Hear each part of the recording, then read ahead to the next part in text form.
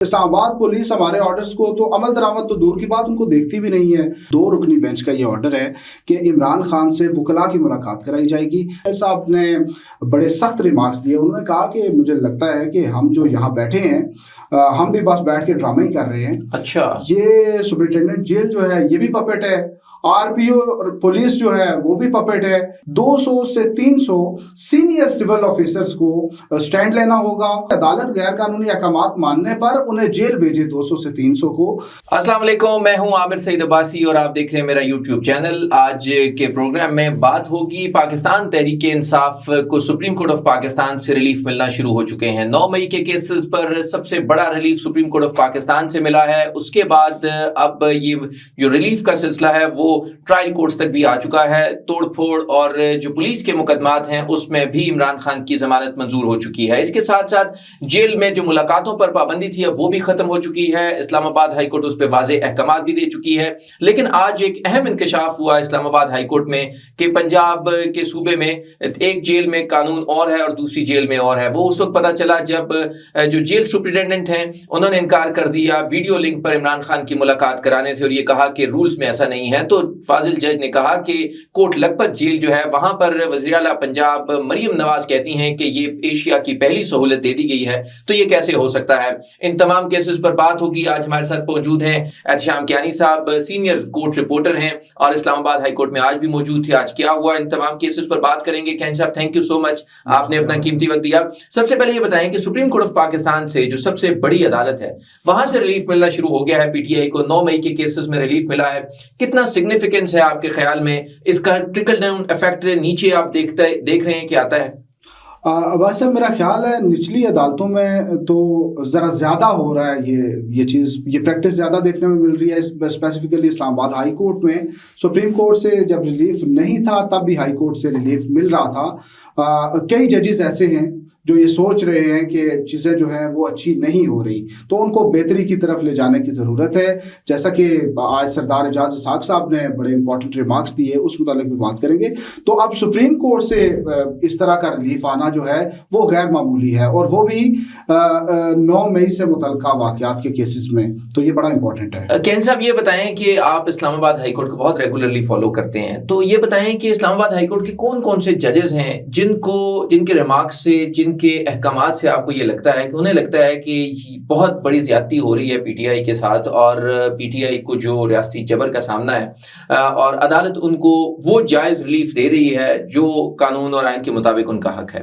اچھا، یہ بھائی صاحب موسٹلی ججز کی طرف سے یہی دیکھنے میں آ رہا ہے۔ میں آپ کو ذرا مثالوں کے ساتھ بتاتا ہوں کہ ڈپٹی کمشنر اسلام آباد اور ایس ایس پی آپریشنز، ان کو جسٹس بابر ستار نے سزا سنائی توہین عدالت میں کہ آپ نے اس کورٹ کے آرڈرز کو وائلیٹ کیا ہے، آپ کا جو ایکٹ ہے وہ آپ توہین عدالت کے مرتکب قرار پائے ہیں، تو سزا ہو گئی۔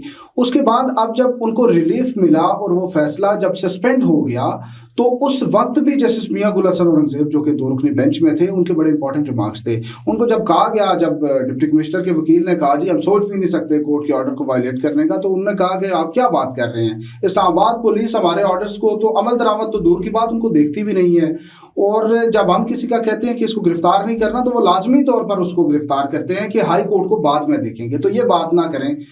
بہرحال بے بس سے نظر آ رہے تھے، لیکن انہوں نے بھی کنسنٹ دی اور 2 رکنی بینچ نے آرڈر سسپینڈ کر دیا۔ ڈپٹی کمشنر کے لیے ریلیف تھا۔ جسٹس ارباب محمد طاہر انہوں نے کہا جی کہ سپرنٹینڈنٹ اڈیالہ جیل کو بتا دیں کہ اگر عدالتی احکامات جو کہ 2 رکنی بینچ کا آرڈر ہے کہ عمران خان سے وکلاء کی ملاقات ہوگی، اگر وہ اس پر عمل درآمد نہیں کریں گے تو کنٹمپٹ پروسیڈنگ انیشیٹ کریں گے اور 1 ہفتے میں کنکلوڈ کریں گے۔ یہ نہ سمجھیں کہ وہ مہینوں تک چلتی رہے گی۔ جیسے سمر رفعت امتیاز آج وہ بھی شو کاز نوٹس جاری کر سکتی تھی ڈپٹی کمشنر کو، سپرنٹینڈنٹ اڈیالہ جیل کو، لیکن آج انہوں نے مزید وقت دیا۔ نیکسٹ ڈیٹ آف ہیئرنگ پہ انہوں نے کہا آرگیو کریں۔ آج جو رپلائی آیا وہ بہرحال انہوں نے کہا کہ سیٹسفیکٹری نہیں ہے۔ جیسے سردار اعجاز اسحاق، ان کے تو آج جو ریمارکس انہوں نے دیے انہوں نے تو سارے سسٹم کو ننگا کر دیا ہے۔ اچھا، اس پہ بات کرتے ہیں۔ یہ بتائیں کہ آج اسلام آباد ہائی کورٹ کے جسٹس سردار اعجاز اسحاق صاحب کے پاس یہ معاملہ آیا کیسے؟ फिर प्रोसीडिंग्स में ये क्या कैसे कौन पेश हुआ, फिर क्या हुआ, वो जरा थोड़ी सी तफसील भाई साहब, इस्लामाबाद हाई कोर्ट के 2 रुकनी बेंच का ये ऑर्डर है कि इमरान खान से वकला की मुलाकात कराई जाएगी।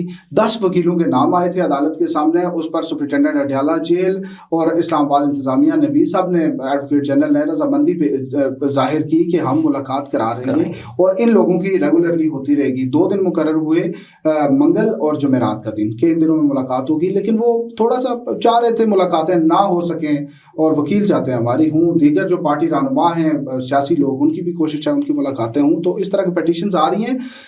जब कुछ पटिशन्स अलाउ होगी दीगर लोगों की, सियासी लोगों की, जैसे अल्लामा नासिर अब्बास की दरख्वास्त मंजूर हो गई, तो उसके बाद ये सोचा गया कि इन मुलाकातों को रोका कैसे जाए। तो सिक्योरिटी वजूहात, थ्रेट अलर्ट्स कहा गया कि इनकी वजह से हम मुलाकातों पर पाबंदी है। तो उसके बाद हाई कोर्ट में दोबारा पटिशन आई और जो पहले से पेंडिंग पटिशन थी वो भी लगी, कंटेम्प्ट की पटिशन्स भी हैं। तो उस पर जस्टिस सरदार एजाज इसहाक ने कहा कि इसका हल निकालते हैं। आप कह रहे हैं थ्रेट अलर्ट है, तो उसको मद्देनजर रखते हुए आप ऐसे करें कि आप ऑनलाइन मुलाकातें करा दें इमरान खान के वकीलों से। तो वहाँ पे एडवोकेट जनरल साहब ने फौरी कहा जी कि वो तो जेल रूल्स में प्रोवाइडेड ही नहीं है। अदालत ने हालांकि गुज़िश्ता जो ऑर्डर है उसमें ये लिखा हुआ है कि जेल रूल्स जो हैं वो 1978 में बने थे, तकरीबन निस्फ दहाई। उस वक्त तो वीडियो की सहूलत ही नहीं थी। वो तो मतलब इमेजिन ही नहीं कर सकते थे कि हमारे पास इस तरह की कोई सहूलत भी मौजूद होगी।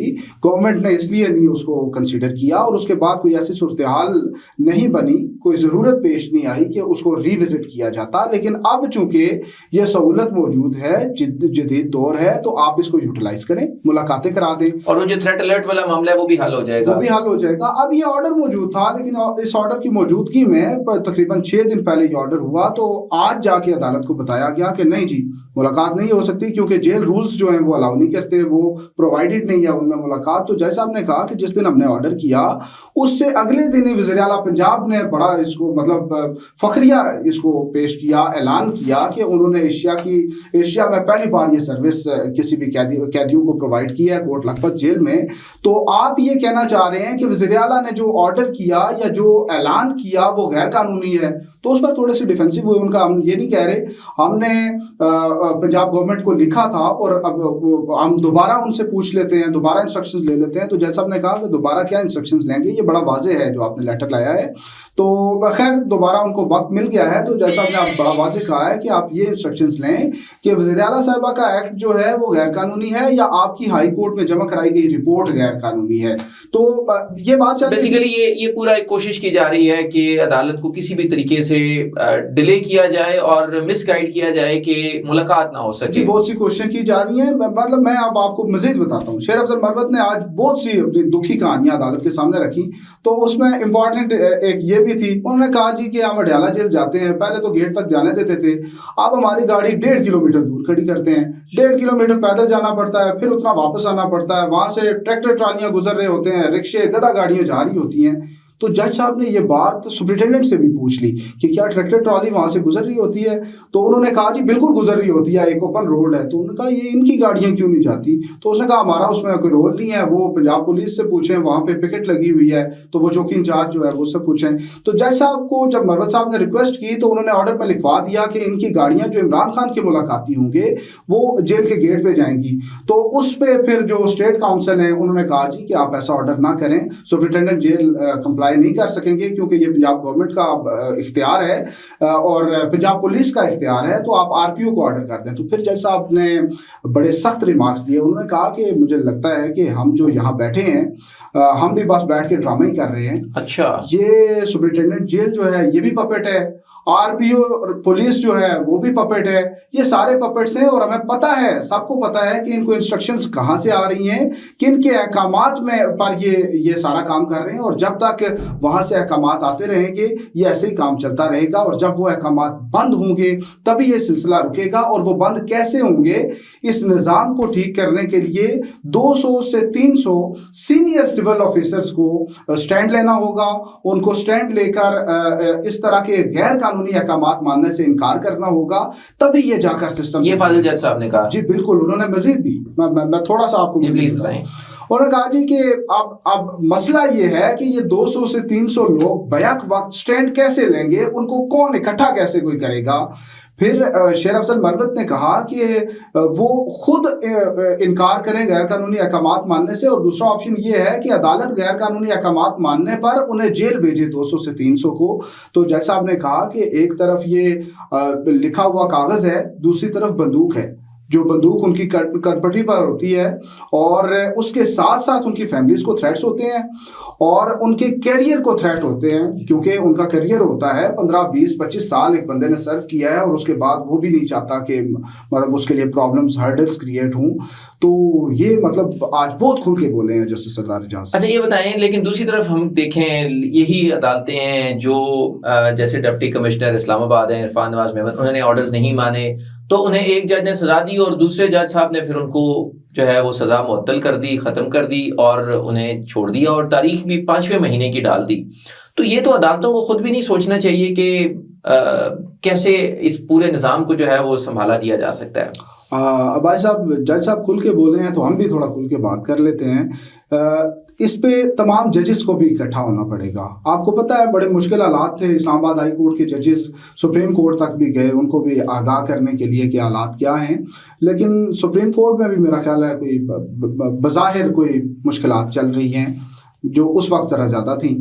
تو ججز کو بھی اکٹھا ہونے کی ضرورت ہے، جو یہ کہتے ہیں کہ سرکاری افسران جو ہیں، بیوروکریٹس جو ہیں، جب وہ سٹینڈ لیں گے تو ان کی مجبوریاں ہوتی ہیں، تو لگتا ہے کہ ججز کی بھی کچھ مجبوریاں ہوتی ہیں بظاہر، اپیرنٹلی یہی لگ رہا ہے۔ اچھا، ہم نے کور کیا، آپ ہم اکٹھے تھے اسلام آباد ہائی کورٹ میں جسٹس شوکت عزیز صدیقی صاحب کا جو پورا کیریئر بھی تھا، پھر جس طرح وہ گئے، آج انہیں سپریم کورٹ آف پاکستان نے 6 سال کے بعد کہا کہ ان کی جو برطرفی تھی وہ غیر قانونی تھی۔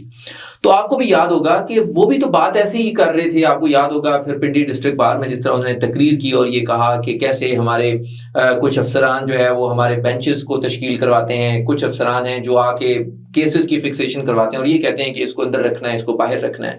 تو اگر وہ باتیں آج شوکت صدیقی صاحب جو ہیں وہ اگر آج کامیاب ہوئے ہیں یا ان کی اس بات کو درست مانا گیا ہے تو وہ پھر سارے الزامات تو درست ہیں، تو وہ تو پھر لگتا تو ایسے ہے کہ آج بھی اس طرح کی چیزیں چل رہی ہوں گی، تبھی تو آج سپریم کورٹ آف پاکستان نے انہیں کامیاب قرار دیا۔ تو یہ کیا آپ کو لگتا ہے کہ شوکت صدیقی صاحب کے کیس کو آپ کیسے دیکھتے ہیں؟ پہلے تو تھوڑا سا میں اس کو ریلیٹ کر لوں کہ 2018 میں شوکت صدیقی صاحب نے جو باتیں کی تھی، آج ان باتوں پر انہیں ایکوٹ کیا گیا ہے، ایکویٹل ہی ہے جی، ایکویٹل ہے، اور آج کے دن ہی اسلام آباد ہائی کورٹ کے ایک سٹنگ جج ویسی باتیں کر رہے ہیں، مطلب وہ بتا رہے ہیں نا کہ سسٹم کس طرح سے ہائی جیکڈ ہے۔ جی، تو شوکت صدیقی صاحب نے اس وقت بڑی ہمت کی تھی، بڑی جرأت کا مظاہرہ کیا تھا، انہوں نے بڑی کاسٹ پے کی، انہوں نے بڑا مشکل وقت گزارا، بڑی اسٹرگل کی اور اپنی جدوجہد پھر بھی وہ جاری رکھی، مطلب وہ مقابلہ انہوں نے کیا۔ بہت سے لوگ ہیں جو مطلب ابھی دیکھیں پی ٹی آئی کے لیے مشکل وقت تھا تو لوگ چھوڑ کے چلے گئے، کہاں سے کہاں غائب ہو گئے،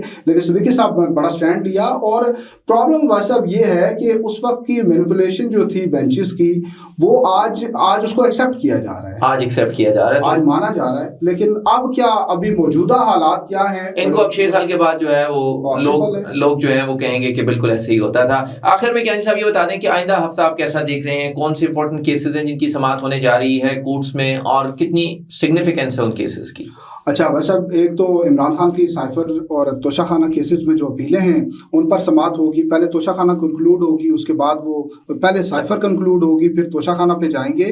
اس کے علاوہ جیسے سرباب محمد طاہر صاحب کے پاس بھی عمران خان سے ملاقاتوں کی ایک پٹیشن ہے، تو اس پر انہوں نے سپرنٹینڈنٹ اڈیالہ جیل کو آرڈر کیا تھا کہ آپ ڈیٹیلز دیں، ڈیٹیلڈ رپورٹ ایک ہائی کورٹ میں سبمٹ کریں جس میں آپ یہ تمام تر تفصیلات لکھیں کہ کتنے کیسز ہیں جن میں عمران خان ایز کنوکٹ اور کتنے ہیں جن میں انڈر ٹرائل پرزنر کے طور پر آپ کے پاس وہ۔ یہ بڑا امپورٹنٹ معاملہ ہے کہ کیونکہ یہ ایک بڑی کنفیوژن سی ہوتی ہے کہ ایک مقدمے میں نکلیں تو دوسرے میں پکڑ لیتے ہیں، دوسرے میں نکلیں تیسرے میں، تو میرے خیال میں اب یہ معاملہ بھی اب اسلام آباد ہائی کورٹ ہی سیٹل کرے گی کہ آپ نے کتنے کیسز بنائے ہیں، کتنے میں اریسٹ کرنا چاہتے ہیں، کتنے میں سزا ہے، اور اگر ان ساروں میں جو وہ بیل ہو جاتی ہے، رہا ہو جاتی ہیں، تو پھر انہیں رہا کر دیا جائے گا۔ تو یہ اب اس طرف جا رہا ہے معاملہ۔ سر یہ اسلام آباد ہائی کورٹ کو لازمی طور پر یہ سیٹل کرنا چاہیے، کیونکہ آپ کو یاد ہے کہ توشہ خانہ کیس میں جب عمران خان کی ضمانت ہوئی तब उन्हें मालूम हुआ कि 14 दिन से वो साइफर केस में भी जुडिशियल रिमांड पर हैं। अच्छा, वो बाद में पता चला? वो बाद में पता चला। 14 दिन तक इमरान खान तो चले वो जेल में थे,